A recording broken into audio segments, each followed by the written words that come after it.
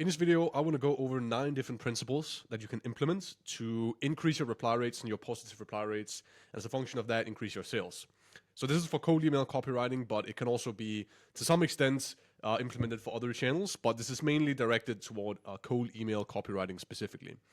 The first one is focus on outcomes, not actions, and this is a very basic sort of sales principle. You want to focus on the benefits and not the features. So that is pretty basic, but there are cases when you don't want to abide by this principle. So, for example, if you are running a service where there's a lot of competition and everyone is familiar with the outcome, everyone knows what the outcome is, there's no you're not special for mentioning the outcome. In some cases, it can actually be worth talking about unique mechanisms. So if you're doing something that's really basic like web design or something, you can talk about some sort of unique mechanism, something about what you specifically do that makes you different. And this can help you stand out from the crowds, because obviously if you just talk about outcomes in that case, you're going to have this website, you're going to get more sales. Well, there's probably a lot of people saying that. So you can actually implement unique mechanisms as a part of your copywriting in those examples. But generally speaking, you want to stick to the outcomes, especially if you have a unique offering, right? So this is typically what we call demand generation as opposed to demand capture, where demand generation is when you have an offer and you're generating demands for that offering, whereas with demand capture, you're capturing pre-existing demand. So this is like if you're selling, again, websites. Everyone needs a website. There's pre-existing demands. And so you need to focus on these unique mechanisms and stuff like that to actually get your point across. So that's the first one here. The second tip is be specific with numbers. So try to make it very tangible, because that's how humans think, especially when it's in the context of a cold email, because people's imagination typically tends to be negative, right? So if you promise them something and they don't know you, they tend to be very skeptical. So if you put some sort of tangible number to it, you skip their sort of imagination and go straight to this is exactly what's going to happen. So that typically helps with results as well. And also, this is sort of a similar point. You want to add a timeline. So you want to have a specific time frame within which something is going to happen, right? Because again, you don't want to have people doing too much of their own imagination. You want to sort of put it into very tangible terms. This is specifically what's going to happen. These are the numbers. This is the time frame.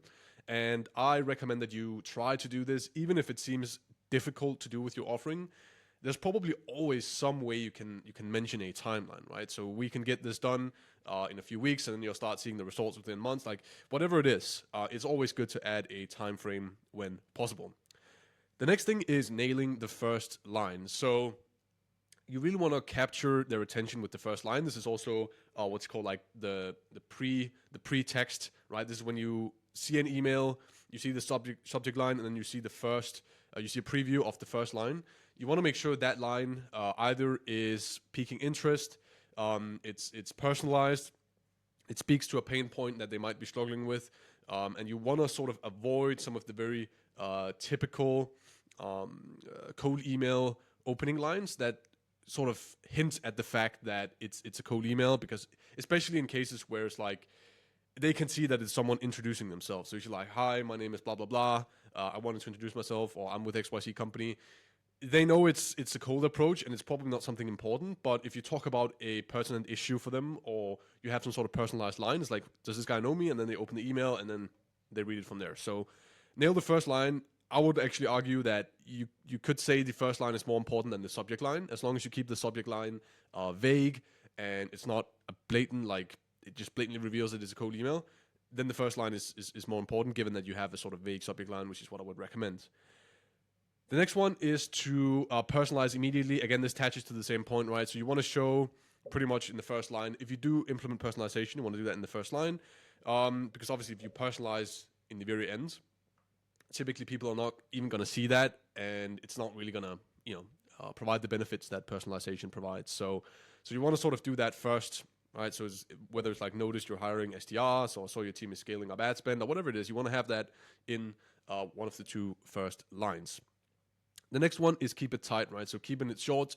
I would say for the vast majority of industries, this is the best practice. There are still some industries where you can get away with longer emails, but for the most part, you want to keep it short. You want to keep it to the point, right? Under 75 words seems to be sort of the sweet spot according to our data.